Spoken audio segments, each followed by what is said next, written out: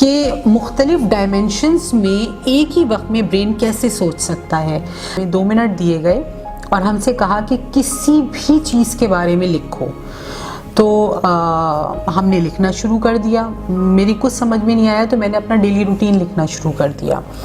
और उस रूटीन में जैसे ही मैं योगा पे पहुंची कि मैं योगा करती हूँ अपनी डेली रूटीन में, तो वहाँ पे मेरे ट्रेनर ने मुझे स्टॉप कहा और उसके बाद फ़ौरन ही उन्होंने मुझसे इसमें कहीं भी पॉज और ब्रेक नहीं था।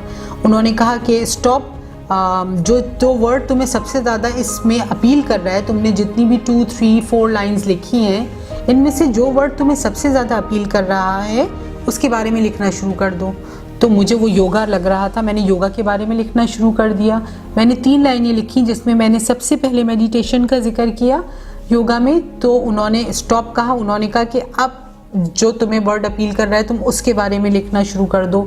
तो मैंने मेडिटेशन के बारे में लिखना शुरू कर दिया। तो यूँ इससे क्या हो रहा है, जो हमारी ट्रेनिंग हो रही थी ब्रेन की उस वक्त ये हो रही थी कि मुख्तलिफ डायमेंशंस में एक ही वक्त में ब्रेन कैसे सोच सकता है। यानी एक चीज़ के बारे में हमने लिखना शुरू किया। अब डेली रूटीन बिल्कुल अलग है और योगा के बारे में लिखना बिल्कुल अलग है और फिर मेडिटेशन के बारे में लिखना बिल्कुल एक अलग चीज़ थी। तो ब्रेन की एक्सरसाइज इसमें ट्रेनिंग ये होती है कि मुख्तलिफ डायमेंशंस में और मल्टीटास्कर इनफैक्ट बनता है ब्रेन।